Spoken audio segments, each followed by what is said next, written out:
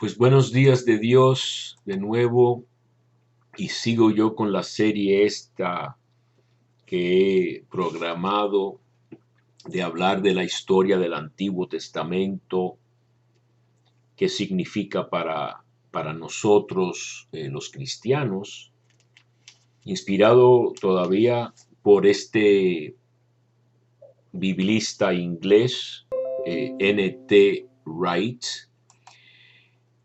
que después de que yo he estado estudiando la Biblia por casi 50 años y enseñándola, pues todo lo que escribe él me hace consolidar y sintetizar y aprender también muchas cosas, y veo con más claridad que antes la coherencia del plan de Dios, tal como se encuentra en la Biblia toda ella, del Génesis al libro del Apocalipsis, y en este caso hablando del Antiguo Testamento, la historia que se encuentra allí. Cuando digo historia, pues estoy hablando de historia como de un cuento que tiene un trasfondo histórico, pero no en el sentido moderno de la historia, de detalles que se comprueban, etcétera. El mundo oriental es un mundo de la imaginación, todavía los árabes, el Medio Oriente es un mundo artístico, y Dios se expresa en la Biblia a través de seres humanos de modo artístico, porque lo espiritual de Dios, que no se puede ni ver ni oír, se tiene que expresar con modos humanos de hablar y de expresarse y de escribir.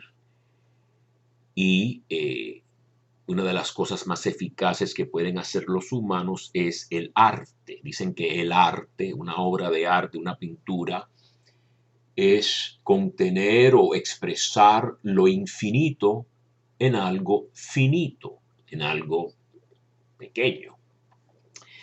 Yo recuerdo todavía de nuevo que Santa Teresita del Niño Jesús, que quiero mucho, tenía una hermana, Celina, que entró al convento también después, que era tanto pintora como fotógrafa, y tomó muchas fotos de Santa Teresita y también hizo muchas de las pinturas que conocemos de Santa Teresita. Y la comunidad de Santa Teresita en Lisieux, en Francia, le dijo o dijo lo que era Teresa del Niño Jesús, tal como la recordamos, se encuentra mejor en las pinturas que en las fotografías. Entonces yo con eso ya dejo ese tema de que el arte puede expresar el alma o la esencia de las cosas mejor que cosas más frías o más técnicas o más intelectuales, vamos a decir, abstractas. Entonces yo me quedé un poco en la expulsión del jardín de Edén. Después los hijos de Adán y Eva se odian, uno mata al otro, un hermano mata al otro. Se multiplica el mal sobre la tierra a tal punto que Dios, dice la Biblia, se arrepiente de haber creado. Esto lo encontramos en Génesis 6:6. Le pesó a Yahvé, el verbo hebreo naham, quiere decir arrepentirse o estar, me pesa haber creado. Y Dios decide empezar de nuevo, limpiar la tierra con un diluvio, que es un tema que se encuentra en el Antiguo Oriente, no solo en Israel. Un diluvio universal.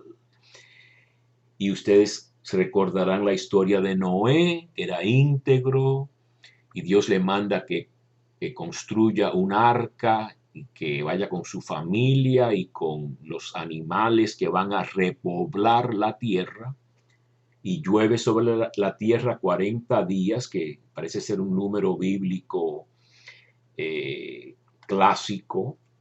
Y muy interesantemente, este nuevo comienzo se puede datar desde el primer día del primer mes, que es cuando comienzan a bajar las aguas. Así que el diluvio se termina en un año nuevo, no enero como nosotros, que es un año nuevo de romano, lo que fuera, pero sí el primer día del primer mes, que es el año nuevo, que es el mismo día de la creación. El primer día de todo es el año nuevo.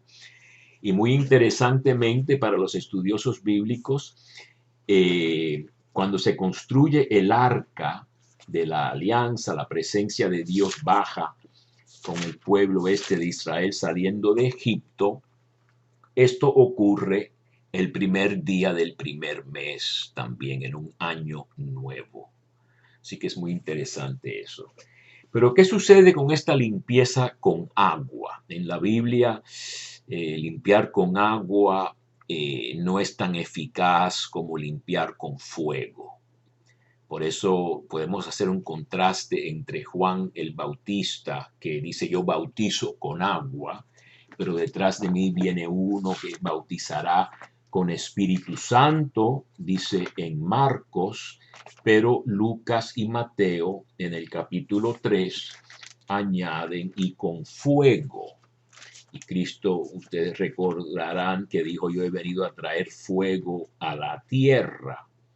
Así que el fuego era la purificación que esperaban muchos judíos de estos círculos, especialmente más avanzados, como los que representa Jesús o los esenios de los rollos del Mar Muerto. Esperaban una purificación profunda de verdad. El agua no bastaba. Y entonces, después de este diluvio, que comienza de nuevo a poblarse la tierra, el mal sigue multiplicándose. Entonces está la famosa Torre de Babel, al final, en el capítulo 11 del Génesis, iba a decir al final de esta parte prehistórica del Génesis. Es todo un mundo muy antiguo, simbólico, mitológico. El mito no es una mentira. El mito es una historia, es como el arte, una historia que dice las verdades más profundas a modo de cuento. Esa es la verdadera definición de mito, que es una palabra griega. Y entonces, esta torre de Babel, que por cierto, Babel en hebreo en la Biblia es lo mismo que Babilonia, que es el símbolo de la corrupción, de la idolatría, del pecado. En el Nuevo Testamento, en el libro del Apocalipsis, al final de la Biblia, está la ramera de Babilonia. Babilonia es una prostituta y la Nueva Jerusalén y la esposa del Cordero es una virgen. Entonces, y Pedro habla se dirige a los exiliados en Babilonia, etcétera. Así que Babilonia en esa época viene siendo Roma, ¿verdad? Hay protestantes por ahí locos y muy ignorantes y odiosos, no porque los protestantes sean así, sino que los hay, igual que hay católicos también no buenos, que dicen que esto se trata de la Iglesia Católica, es una locura, pero bueno.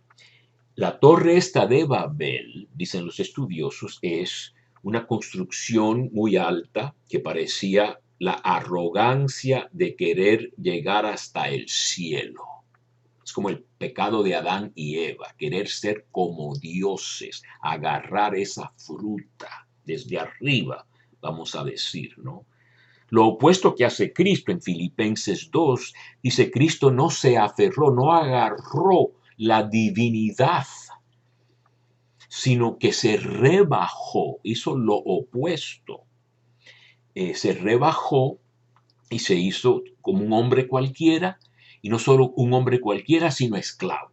Y no solo un esclavo, sino crucificado, lo más humilde posible, lo más sufriente posible. Entonces, ¿qué hace Dios cuando ve la arrogancia esta del mundo? Dice, todo el mundo tenía un mismo lenguaje, etcétera, y entonces construyen esta torre, y es cuando Dios dispersa a la gente y confunde sus lenguas. De ahí vienen ciertas lenguas, el verbo de balbucear o de hablar de modo, no sé si hay otra palabra, pero de modo que no se entienda, ¿no? Hablar boberías, ¿no? Todo eso viene un poco de esto de Babilonia. Y es precisamente en Pentecostés cuando la purificación por el fuego del Espíritu Santo que baja como lenguas de fuego, que todos se comprenden, aunque sean de diferentes lugares. Dice que hay muchos forasteros de este lugar, de este otro lugar, y todos nos entendemos. Así que es lo opuesto de la arrogancia de Babilonia, la obra de Cristo que envía el Espíritu.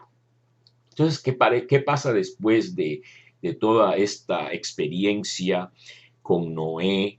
Que por cierto, con Noé Dios hace una alianza eterna. Dice que no va jamás a destruir la tierra de nuevo. Y la señal de esta alianza nueva es lo que llamamos nosotros el arco iris. Pero en hebreo es solamente un arco, se dice nada más arco. Obviamente que un arco en el cielo, pues es un arco iris. Pero lo interesante de quedarnos con la palabra arco es como un arco de guerra que al terminar la guerra y al venir la paz, pues se cuelga el arco en forma de un arco iris o cuando si estuviera en el cielo, ¿verdad? Entonces sí existe esa alianza eterna que después volveremos un poco a ella. Se renovará o se hará otro tipo de alianza eterna con Abraham, pero a eso llego en un momento. Entonces, ¿qué pasa después de este, vamos a decir, experimento de con una tierra limpiada con el agua, que no funciona tampoco porque se sigue multiplicando el pecado y la arrogancia y la violencia y todo lo demás? Que Dios dice, y dice la tradición judía, y nosotros los católicos deberíamos de conocerla, la iglesia en su documento, las escrituras judías, las sagradas escrituras, el pueblo judío y sus sagradas escrituras en la Biblia cristiana, que se encuentra en el sitio del Vaticano. Él decide comenzar de nuevo con un solo pueblo, el pueblo de Abraham, el pueblo de Israel, y a eso llegaremos la próxima vez.